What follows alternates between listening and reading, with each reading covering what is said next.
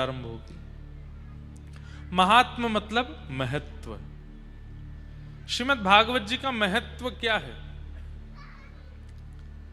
उसका जो भी भाव है वो आज हम लोग श्रवण करेंगे। महात्म का पहला श्लोक है, सच्चिदानंद रूपाय विश्वोत्पत्त्यादि हेतवे तापत्रय विनाशाय श्री कृष्णाय वयम नमः। बहुत सावधानी से सुनिएगा सब लोग। तीन रूप, तीन गुण, तीन कर्म, इनकी चर्चा प्रथम श्लोक में की गई।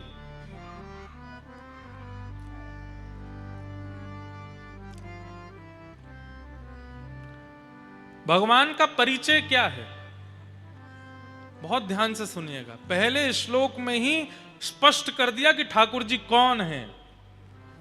हम लोग हिंदू वैदिक सनातन धर्मावलंबी अपने आप को कहते हैं, पर हमसे हमारे ठाकुर जी के बारे में कोई पूछे तो हमको ज्यादा ज्ञान नहीं। ध्यान से सुनो।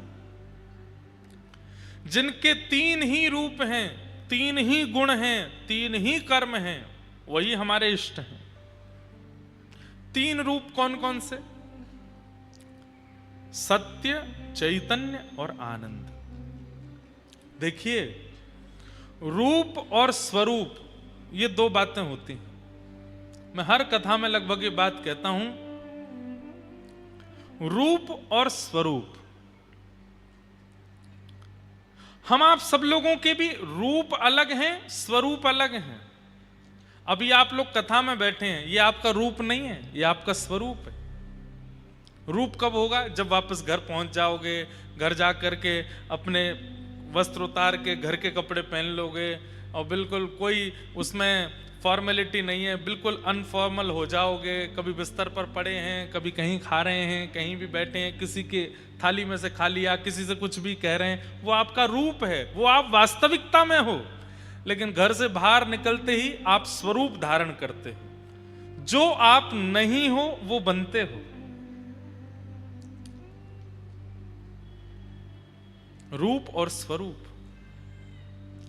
भगवान के स्वरूप कितने हैं? भगवान के स्वरूप अनंत हैं। कभी वही सुदर्शन चक्र लेकर के आ जाते हैं, वे कभी गिरिराज जी का धारण कर लेते हैं, कभी मोर मुकुट वंशी वाले बन जाते हैं, कभी शेषनाग पर पड़ जाते हैं, कभी शंख चक्र गदा पद्म धारण करके चतुर्भुज रूप धारण कर लेते हैं, कभी कच्छप बन जाते हैं, कभी कूर्म बन जाते हैं, कभी मत्स्य बन जाते हैं, कभी वराह बन जाते हैं, कभी नृसिंह बन जाते हैं, कभी परशुराम बन जाते हैं। स्वरूप अनेक धारण करते हैं, पर रूप उनके तीन ही हैं, सत्य, चैतन्य और आनंद। हम सब भी अनेक स्वरूप धारण करते हैं। ऑफिस जाते हैं तो वहां हम अलग हैं, मायके जाते हैं वहां हम अलग हैं, ससुराल जाते हैं वहां हम अलग हैं, मित्र के यहां जाते हैं वहां हम अलग हैं। लेकिन अपने घर में अपनी पत्नी, अपने बच्चे और अपने परिवार के साथ हम अलग हैं। सब जगह हमारी भी स्वरूप अलग हैं, पर अपनों के साथ जो हम होते हैं वो हमारा रूप है, वो हम वास्तविकता में हैं।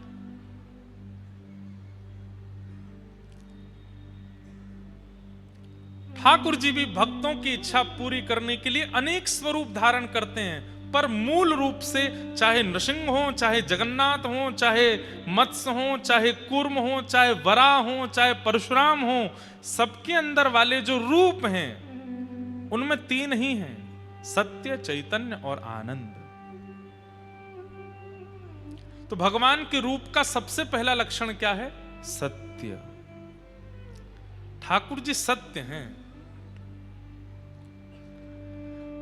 आप किसी भी लीला को उठा करके ले आइए, चाहे कृष्ण रूप की लीला हो, चाहे राम रूप की लीला हो, चाहे नृसिंह रूप की लीला हो, उस पर आप प्रश्न चिन्ह उठा लीजिए कि ठाकुर जी ने यह काम कैसे कर दिया, यह तो हो ही नहीं सकता था। आप प्रश्न उठाइए, उनकी सत्यता पर प्रश्न उठाइए, लेकिन शास्त्र आपको प्रत्येक बात का उत्तर दे देगा कि ठाकुर जी असत्य नहीं है, ठाकुर जी सत्य ही हैं। इधर देखिए सब लोग, यहां देखो, वहां भी देख सकते हो, इधर भी देख सकते हो, पर देखते हमको ही रहना। हाँ भैया, चर्चा आती है चित्त में तो ये लगता है आपको समझ में आ जाए, तो हमारी दक्षिणा तो यही है, ठाकुर जी हमको और किस लिए कथा वक्ता बनाए हैं कि भाई तुम्हारी बातों से, तुम्हारी कथा से व्यक्ति को कुछ समझ आ जाए ताकि वो बच जाए किसी गलत कार्य को कर। हम आपको सत्य बताएं, इतने लोग कथा में बैठे हैं पर परिवर्तन 100 लोगों का ही होना है, और उन 100 में आप भी हो सकते हो, इसलिए ध्यान से सुनो। सबका नहीं होगा, ये बात हम पहले दिन ही कह रहे हैं। इस कथा के 7वें दिन 100 लोग ही बदलेंगे, पर उन 100 में आपका नाम हो, ये जिम्मेवारी आपकी होनी चाहिए कि मैं उन 100 में मैं भी हूं। इसलिए ध्यान से सुनो। कई लोग प्रश्न उठाते हैं कि प्रभु श्री राम ने सीता जी के साथ जो व्यवहार किया वो उचित नहीं था। हमारे हिंदू वैदिक सनातन धर्म में जिनको परमात्मा का स्वरूप माना गया, ऐसे प्रभु श्री राम कभी कुछ गलत कर ही नहीं सकते, वो सत्य स्वरूप हैं। पर आज भी कई लोग प्रश्न उठाते हैं, तो फिर वह त्याग की स्थिति क्यों बनी? एक व्यक्ति के कहने पर त्याग क्यों किया? अधिकतर आज के युवा मुझसे यही प्रश्न कर बैठते हैं।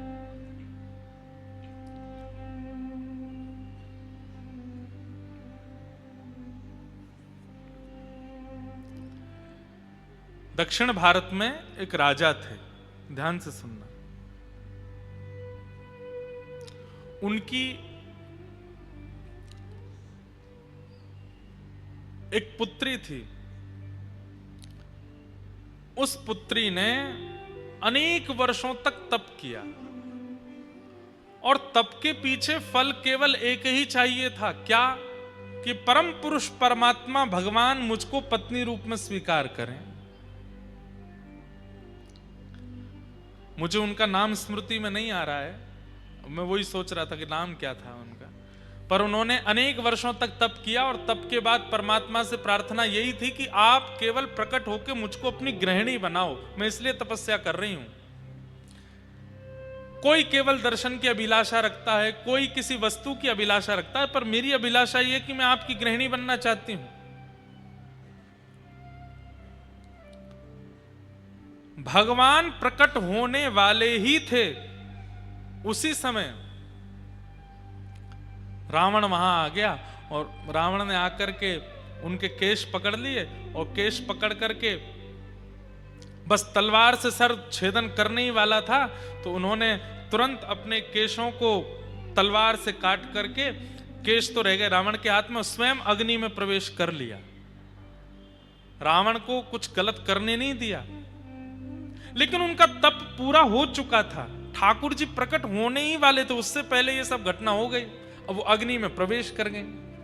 तब ठाकुर जी से उन्होंने प्रार्थना की, बोले नाथ मेरा तप तो पूरा हो गया, आप आने ही वाले थे, तभी ये रावण आ गया और मैं आपको प्राप्त नहीं कर पाई। भगवान बोले चिंता मत करो, अभी हम राम रूप धारण करके आएंगे। सीता जी के साथ जब हम वन की ओर जाएंगे तो दुष्टों का संहार सीता जी देख नहीं पाएंगी, इसलिए हम सीता जी को तो अग्नि में प्रवेश करवा देंगे। आप अग्नि से प्रकट होकर के सीता जी का रूप धारण करके हमारे साथ आ जाना। तो आपका जो व्रत था कि हमारी पत्नी आपको बनना है, वो पूरा हो जाएगा, आपका तप का फल मिल जाएगा, और हमारा काम भी हो जाएगा। आपके सामने हम राक्षसों का वध कर देंगे। और तीसरा काम एक और होगा, बोल क्या?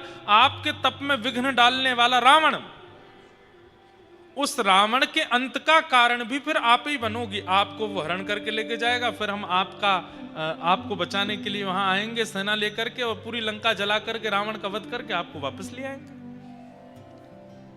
तो आपका जो बदला है वो भी हो जाएगा। बोले ठीक है। सीता जी तो पावक में प्रवेश कर गई, अग्नि में प्रवेश कर गई, पर छाया की जानकी जी जो आई है वही थी वो राजा की पुत्री। जानकी जी का रूप धारण करके प्रभु श्री राम के साथ प्रकट हो गए। सब लीला हुई, आप सबको पता है। उसके बाद जब ये वापस लौट करके अयोध्या आ गए, अब राम जी तो एक पत्नी व्रती हैं, वो तो एक ही पत्नी को सर्वस्व मानते हैं। अब छाया की सीता जी जो हैं, उनको ये बात कभी कभी मन में होती है कि ये मेरी तरफ इतने भाव से देखते ही नहीं। मैं कहीं समीप बैठ भी जाती हूँ तो ये थोड़ा सा खिसक जाते हैं, थोड़ा उठ के चले जाते हैं, कभी कोई चर्चा भी करते हैं तो नीचे नजर करके करते हैं। तब उन्होंने विचार किया कि हे प्रभु श्री राम, आप इस प्रकार का व्यवहार क्यों करते हैं? बोले कि देखिए, वास्तविकता मत भूलिए, हम मर्यादा पुरुषोत्तम है, एक पत्नी व्रती है, हमारी पत्नी तो पावक में है, अग्नि में है। आपकी तपस्या के कारण हम आपके साथ अभी सब निर्वहन कर रहे हैं। तब उन्होंने कहा कि तो फिर ये तो केवल आपने खाना पूर्ति की कि बस हमको पत्नी बना करके बैठा लिया है, ना तो हमारे प्रति आपका कोई भाव, ना आपके मन में कोई चिंतन, ना आप हमें देखते हैं, ना कुछ ऐसा। देवी अब क्या करें, हम तो मर्यादा पुरुषोत्तम है। तब वो सब लीलाएं हुई कि वे आश्रम चली गई, वहां लवकुश का जन्म हुआ, उसके बाद वो अग्नि में प्रविष्ट हो गई। पर उनके अग्नि में प्रविष्ट होते ही जो अग्नि में जानकी जी थी, वो पुनः आकर के श्री राघव जी के बगल में विराजमान हो गई हैं। और उसके बाद तो ठाकुर जी साकेत गमन कर ही गए। तो सीता जी के साथ जो लीला हुई वह भी कोई असत्य नहीं है, उसमें भी ठाकुर जी की कोई गलती या आप उस पर प्रश्न चिन्ह नहीं उठा सकते। वो ठाकुर जी के अंतरंग लीला है, वहां भी ठाकुर जी किसी की इच्छा की पूर्ति कर रहे हैं। लेकिन अब वो कन्या जो पुनः अग्नि में प्रवेश कर गई, वो बोली मेरी इच्छा तो पूरी हुई नहीं, आपने पूर्ण रूपेण पत्नी रूप में तो मुझे स्वीकार किया नहीं। तो प्रभु श्री राम बोले अब देवी अब तो एक ही होगा। बोले क्या? अब तुम पुनः दक्षिण भारत में पद्मावती के रूप में प्रकट होगी और हम वेंकटेश बन करके आएंगे, हम तिरुपति बन करके आएंगे और तब आपके साथ विवाह करेंगे, तब आपको स्वीकार करेंगे। तो लक्ष्मी जी किसी बात से रूठ करके कोल्हापुर चली गई और उस बीच में फिर वेंकटेश भगवान का विवाह पद्मावती जी के साथ में हो। ये पद्मावती जी तीसरे जन्म में आकर के, तीसरे स्वरूप में आकर के वेंकटेश भगवान की गृहिणी के रूप में विराजमान हो। पूरी दुनिया में किसी भी शास्त्र में आप ठाकुर जी के किसी भी विषय पर अगर प्रश्न उठाते हैं, उसका उत्तर है और अंत में आकर के ठाकुर जी ही सत्य घोषित हो जाएंगे, आप उनको असत्य घोषित नहीं कर सकते। वो कब कहां कौन सी लीला किस तरीके से कैसे संपादित कर रहे हैं, ये वही जानते हैं, या उनका अनुसंधान करने वाले वैष्णव जन जानते हैं। तो ठाकुर जी का पहला रूप क्या है? सत्य। वो असत्य नहीं हो सकते। वो जहां कहीं भी जो कुछ भी कर रहे हैं, सब में सत्य विराजमान है। ठाकुर जी का पहला रूप है सत्य। ठाकुर जी का दूसरा रूप क्या है? चैतन्य। हमारे पीछे श्रीनाथ जी विराजमान हैं। कोई इन्हें प्लास्टिक का समझे, कोई लकड़ी का समझे, कोई कार्डबोर्ड का समझे, तो ये बहुत बड़ा अपराध है। ये चैतन्य ही है, साक्षात चैतन्य है। अब इनकी बात ऐसी है, मैं एक बात बताता हूं कथा में। बचपन में जो आप लोग यहां बैठे हैं, आप सबने एक खेल खेला होगा, बर्फ पानी खेला है? खेला है? बर्फ पानी खेल में क्या होता है कि वो एक बालक उनमें से बोल देता है बर्फ, तो वो सब जैसे हैं वैसे ही खड़े रह जाते हैं, बाकी के बच्चे घूमते रहते हैं उसको छू करके पानी करने के लिए, तो वो पानी होता है। एक और खेल हम लोग खेलते थे, उसमें 10 तक गिनती गिनता है एक बालक, 1 2 3 4 10 तक गिनती करे, फिर वो कहता है स्टैचू, और जितने बच्चे खड़े होते हैं वो सब कुछ कुछ बन जाते हैं। कोई हाथ ऊपर करके, कोई नृत्य करता हुआ, कोई बैठ करके। अब टास्क क्या है? जिसने गिनती गिनी है उसको कहा जाता है अब तू हम में से किसी को हंसा के दिखा। अगर एक भी हिल गया तो जो हिलता जाता है वो बाहर होता चला जाता है, और जो सबसे पहले हिलता है फिर 10 नंबर तक वो गिनता है जाकर के। ठीक वैसे ही हम तो वो व्यक्ति हैं जो गिनती कर रहा है 10 तक। 100 तक गिनती होती है हमारी। 100 तक मतलब 100 साल की गिनती है, जन्म से प्रारंभ हो जाती है। और ठाकुर जी हमारे साथ वही खेल खेल रहे हैं, स्टैचू बन के खड़े हैं। बोले अब तुम वो हंसा के दिखा, अब तुम वो हिला के दिखा। तो में सामर्थ्य है तो अपने नाम जप से, अपनी भक्ति से, अपनी परिक्रमा से, अपने तप से, अपने बल से, अपने प्रसाद से, अपने भजन से, अपने नृत्य से, अपने गायन से, काऊ से भी मुंह को हिला के दिखा दे। पर ठाकुर जी इतना अद्भुत खेल खेलते हैं, हम कुछ भी कर दें वो यूं ही खड़े रहते हैं, हिलते ही नहीं है। इसका मतलब क्या है? अगर सामने वाला बालक हिल नहीं रहा है, इसका मतलब तुम्हारी तरफ से एफर्ट हुआ ही नहीं है, तुम उसको हंसा ही नहीं पाए हो, तुम ऐसा कुछ कर ही नहीं पाए कि वो हंसे। लेकिन गिनती 100 साल की ही है और वो 100 भी पूरे नहीं हो रहे हैं आजकल। 80-90 से पहले ही टपक जा रहे हैं हम लोग। भगवान जड़ नहीं है, वो चैतन्य ही है, पर हमारे लिए जड़ बन के खड़े हैं कि तुम्हारे लिए टास्क है कि मेरे जड़त्व को तुम चैतन्य बना करके दिखाओ। श्रीनाथ जी चैतन्य नहीं हुए? कितनी बार चैतन्य हुए, आज भी चैतन्य होते हैं। कुम्मन दास जी के लिए चैतन्य हुए, सूरदास जी के लिए चैतन्य हुए, छीत स्वामी जी के लिए चैतन्य हुए, भक्तिमती मीराबाई के लिए चैतन्य हुए, रैदास जी के लिए चैतन्य हुए, हमारे लिए नहीं हुए। क्यों? क्योंकि हमने पहले ही मान लिया है कि ये जड़ ही हैं, ये मूर्ति ही हैं, ये धातु ही हैं, ये पत्थर ही हैं। नहीं, श्रीमद् भागवत में स्पष्ट कर दिया महात्मा में पहले ही कि ठाकुर जी कौन है? चैतन्य। उनके प्रति चैतन्य बुद्धि ही रखो। जड़ भाव मत लाओ, वो चैतन्य है। लेकिन हमें जड़ की तरह प्रतीत हो रहे हैं। इसका मतलब क्या है कि हमारी बुद्धि और इंद्रियों की इतनी क्षमता नहीं कि हम उनके चैतन्य का अनुभव कर पाए, इसलिए हमें जड़ ही लगते हैं। और ये दो बातें हैं, ठाकुर जी को सत्य स्वरूप मान लो, ठाकुर जी को चैतन्य स्वरूप मान लो, तो तीसरा स्वरूप आपको मानना नहीं पड़ेगा, ठाकुर जी अपने आप प्रकट कर देंगे, आनंद। फिर आनंद ही आनंद लगेगा। चलते फिरते, उठते बैठते, खाते पीते, हंसते सोते जागते, हर स्थिति में केवल आनंद का अनुभव होगा। हमारे संत महात्मा इतने कष्टों के बाद भी इतने आनंद में क्यों रहते हैं? क्योंकि वो ठाकुर जी को सत्य और चैतन्य स्वरूप मान चुके हैं, इसलिए आनंद का अनुभव होता है। हम अभी भी उनको जड़ मानते हैं, इसलिए हमको आनंद नहीं, दुख होता है, कष्ट होता है, पीड़ा होती है, ग्लानि होती है, आत्मग्लानि होती है, ना जाने क्या क्या ये सब भाव। ये संतों को क्यों नहीं आते, हमको ही क्यों आते हैं ये सारे भाव? क्योंकि हम ठाकुर जी के प्रति जड़ बुद्धि रखते हैं, असत्य बुद्धि रखते हैं।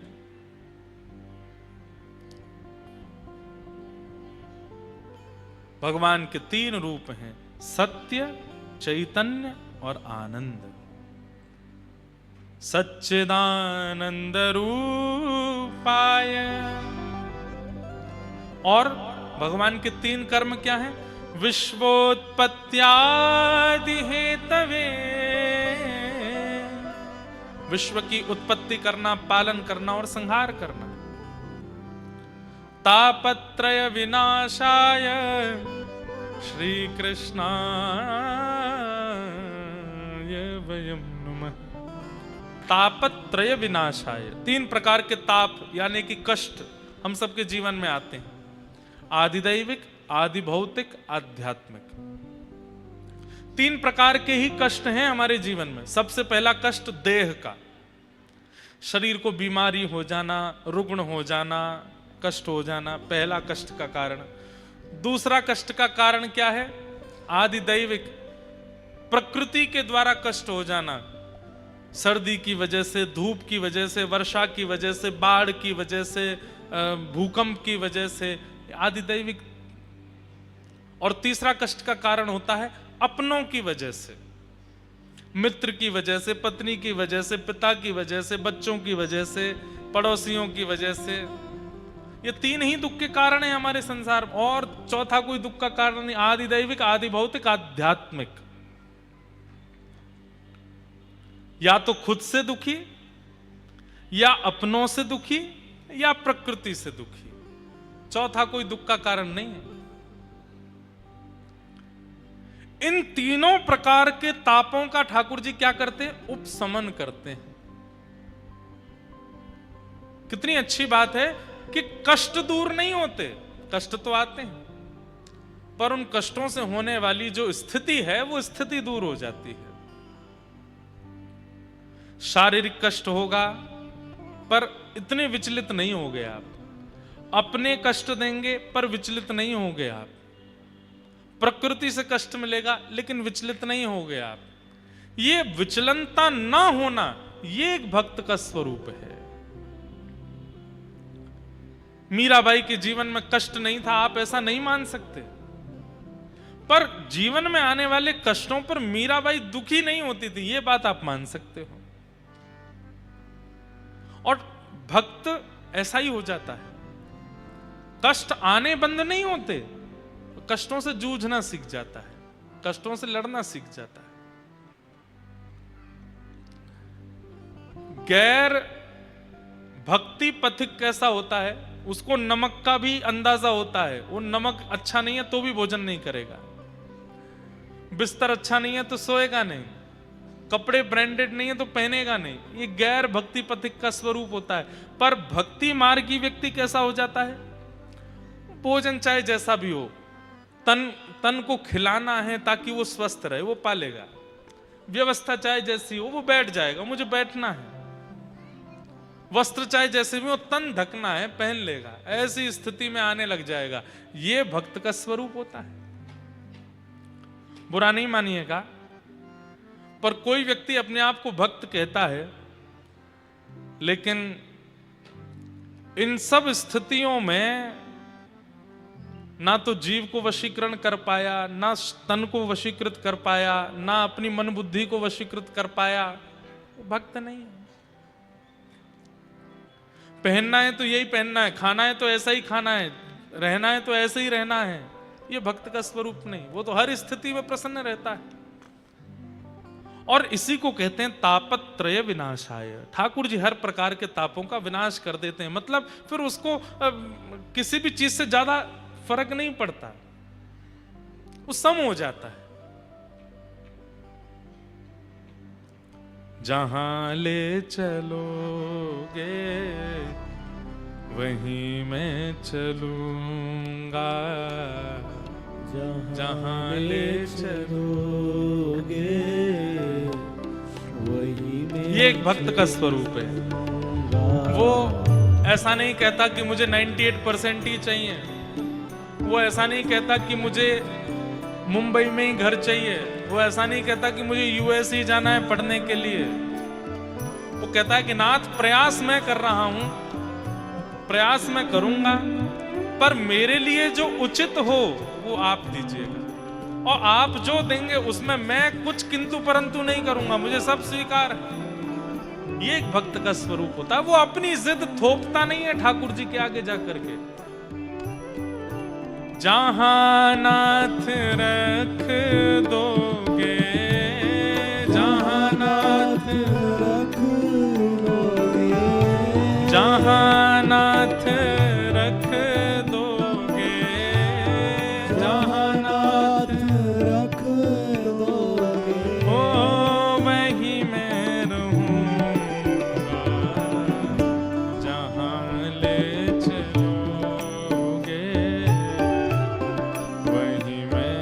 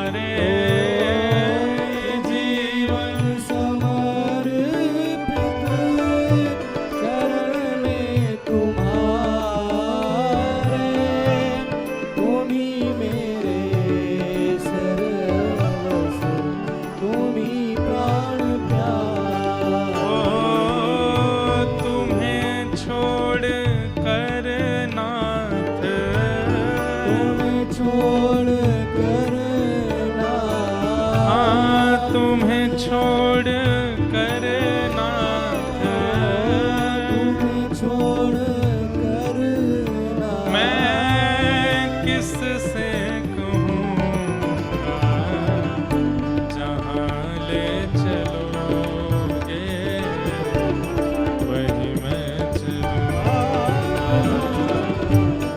जहाँ ले चलोगे वही ले चलूंगा। जहाँ ले चलोगे वही मैं चलूँगा, जहाँ ले चलोगे वही ले श्री राधा रमण लाल की।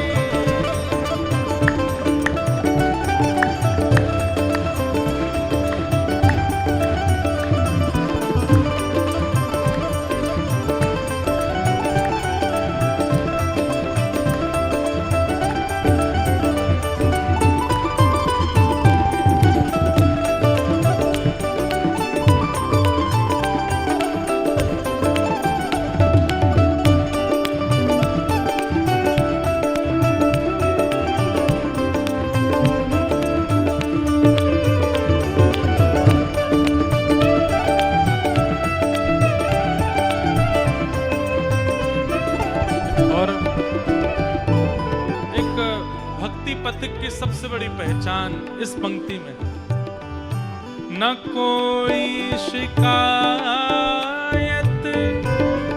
नहीं कोई अर्जी, कर लो करा लो प्रभु जो है तेरी मर्जी, न कोई शिकायत